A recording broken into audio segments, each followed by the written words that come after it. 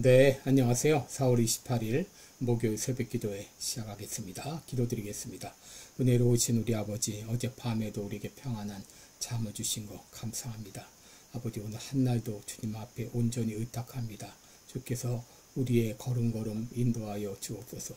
이 시간도 전쟁 중인 우리 모든 지역과 또 코로나 바이러스로 고통당하는 모든 가운데 주님의 위로와 주님의 역사가 함께하여 주옵소서. 속히 전쟁이 끝나게 하시고 코로나 바이러스도 멈추게 하여 주시사 온 세상이 다시 한번 평화가 임할 수 있도록 도와주시고 이 모든 악의 세력들 주님이여 역사하시고 속히 끊어 주시옵소서.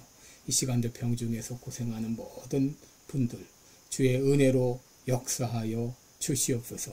예수님의 이름으로 기도드리옵나이다. 아멘. 네, 찬송가 495장 부르겠습니다. 익은 곡식 거둘 자가 없는 이때에 495장입니다. 예전 찬송가는 271장입니다.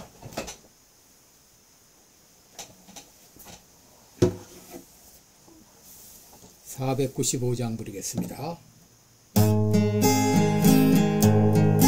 익은 곡식 거둘 자가 없는 이때에 누가 가서 거둘까? 내가 어찌 게을러서 앉아있을까? 어서 가자 밭으로 보내주소서 보내주소서.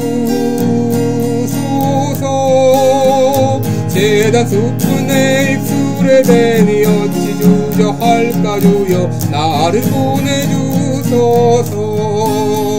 주가 두루 다니시며 일꾼 부르나 따르는 자 적구나. 오라 주위에 사랑하는 익은 곡식은 어서 거두러 가자. 보내주소서 보내주소서. 재단 숲은 내 입술에 대니 어찌 주저할까? 주여 나를 보내주소서. 주가 나를 부르시니 언제 어디나 기뻐 가서 일하리. 주가 명령 내리실 때 능력 받아서 기뻐 거두리로다. 보내주소서 보내주소서. 재단 숲을 내 입술에 대니 어찌 주할까? 주여 나를 보내주소서. 보내주소서 보내주소서 보내주소서. 내단 숯불 내 입술에 대니 어찌 주저할까? 주여 나를 보내주소서.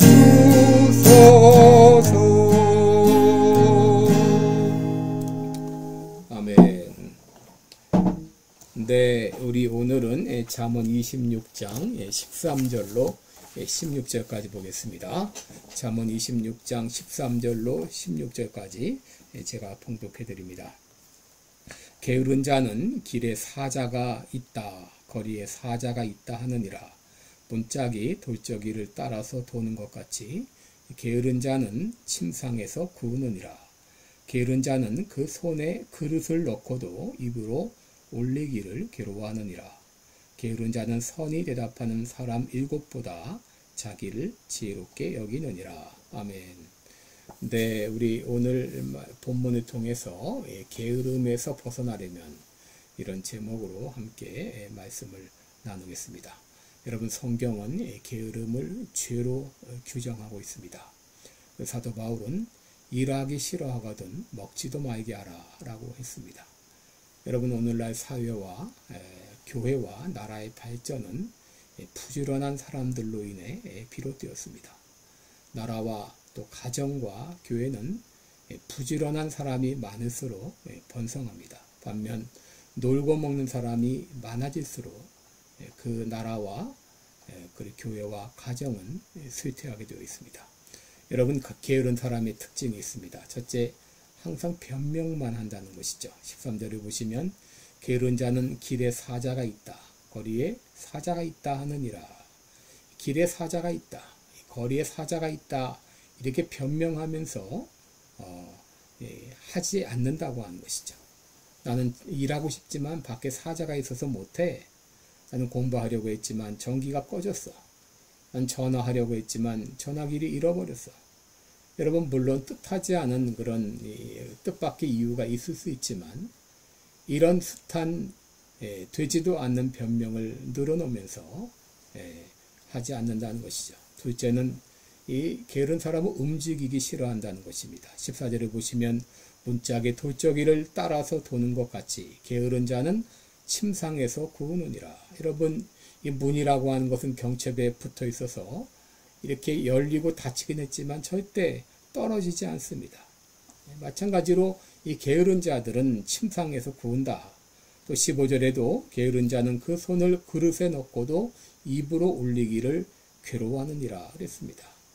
자신은 움직이려 하지 않고 그리고 남을 시키기만 하고 남이 해놓은 그런 공로만 취하기를 좋아한다고 하는 것이죠. 셋째, 게으른 사람은 자신을 현명하다고 생각합니다. 16절에 보시면 게으른 자는 선히 대답하는 사람 7보다 자기를 지혜롭게 여기느니라 그랬습니다. 여러분, 이 게으른 사람의 특징은 뭐하러 공부해, 뭐하러 일해, 적당히 요령껏 해, 이런 말을 우리가 흔히 들을 수 있습니다. 일하는 사람들을 오히려 경멸합니다. 일하는 사람들을 오히려 비웃습니다. 일하지 않고 먹고 일하지 않고 돈 버는 것을 좋아합니다. 그래서 적당히 거짓말하고 적당히 둘러대는 것이 일상화가 되어 있는 것이죠. 여러분, 그 결과는 무엇입니까? 잠언 10장 4절에 보면 손을 게으르게 놀리는 자는 가난하게 된다 그랬습니다. 또 잠언 20장 13절에 보면 잠자기를 좋아하면 빈궁하게 된다 그랬습니다. 여러분, 오늘날 많은 이 중남미 국가들과 아프리카 국가들이 가난하게 된 것은 대부분 이 게으름 때문입니다. 석유 매장량 1위인 베네수엘라가 세계 최빈국의 하나가 된 이유가 무엇이죠? 사회주의 정부가 들어서서 국민들을 게으르게 만들어줬기 때문에 공짜를 주고 남발하고 그러다가 국민들 자체가 게을러지게 된 것이죠. 과거 조선이 가난했던 이유도 잘못된 사회구조가 국민들을 게으르게 만들었기 때문이었습니다. 여러분, 지금은 세계에서 가장 잘 사는 나라는 덴마크입니다. 잘 사는 나라가 부자 나라인가 보다도 행복한 나라를 말합니다. 이 덴마크의 1인당 국민소득은 미국과 비슷한 수준이지만 행복 순위는 미국이 22위인데 반해서 덴마크는 세계 제1위입니다. 여러분, 덴마크 행복의 비밀 중에 하나는 이 복지인데 덴마크는 국가가 국민 개개인의 위기를 관리해주는 사회복지 제도를 운영하고 있습니다.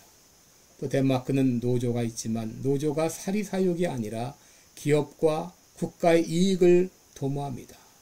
노조 때문에 기업이 더욱더 건실해집니다. 그리고 덴마크는 가난하고 연약한 이웃을 향한 책임감이 분명합니다. 그런데 여러분, 덴마크는 원래부터 잘 사는 나라가 아니었습니다. 덴마크는 1884년 독일과 전쟁을 통해서 국토의 35%, 인구의 40%를 잃었습니다. 국고는 바닥나고 국민들은 시리에 빠져서 일할 생각을 하지 않고 많은 사람들이 알코올 중독자가 되었습니다. 그런데 그때 나타난 사람이 바로 구룬투비 목사였습니다. 그는 생명력을 잃은 교회에 힘을 불어넣으면서 하나님 사랑, 이웃 사랑, 자연 사랑, 이 3의 정신을 주창하면서 나라의 회복을 주도했습니다. 그는 목회자들에게 3의 정신과 낭농 기술을 가르쳤고 바로 이 교회가 그리고 목회자가 국가 발전의 중심이 되었습니다. 이 과정에서 국민들은 자신의 소명을 발견했고 부지런해져서 오늘과 같은 이런 행복한 국가를 만들었습니다. 그렇다면 우리들은 어떻게 이 게으름에서 벗어날 수 있을까요? 첫째는 우리 모든 자신들이 소명을 발견해야 됩니다. 우리가 그리스도 안에 있을 때 새로운 피조물이 된다고 했는데, 여러분, 우리가 그리스도 안에 있을 때 우리는 그리스도 안에서 새로운 소명, 내가 무엇을 위해 어떻게 살 것인지를 발견하게 됩니다. 마태복음 25장을 보게 되면 달란트의 비유가 나오는데, 여러분, 여기 달란트는 내가 가진 재능 또 은사를 의미하기도 하지만 바로 나의 소명을 말하기도 합니다. 여러분, 5달란트 받은 종과 2달란트 받은 종이 바로 가서 장사했던 이유가 무엇이죠?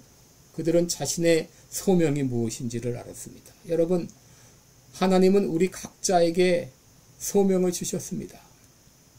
이 소명을 발견한 사람은 게으를 수가 없습니다. 고린도전서 9장 16절 17절을 보면 사도 바울은 이렇게 말합니다. 내가 복음을 전할지라도 자랑할 것이 없으면 내가 부득불 할 일임이라. 만일 복음을 전하지 아니하면 내게 화가 있을 것이미로다. 내가 내 임의로 이것을 행하면 상을 얻으려니와 임의로 아니한다 할지라도 나는 직분을 맡았노라 그랬는데, 여러분, 여기 직분이라는 말은 영어로 stewardship, 청지기 직분을 말합니다. 바로 하나님께서 나에게 주신 소명을 말합니다. 여러분, 하나님이 주신 소명을 발견한 사람은 그냥 있지 못합니다. 그러기에 사도 바울은 빌립보 3장 12절에서 나는 잡힌 바 된 그것을 잡으려고 쫓아간다 라고 말했습니다. 여러분, 하나님께서 주신 소명이 무엇인지 알고 계시나요? 소명을 발견한 사람은 그냥 있지 못합니다. 아직 소명을 발견하지 못한 분들이 있나요? 기도하시기 바랍니다. 주님, 하나님이 나에게 주신 소명이 무엇입니까? 여러분, 소명을 발견한 사람은 그냥 앉아있지 못합니다.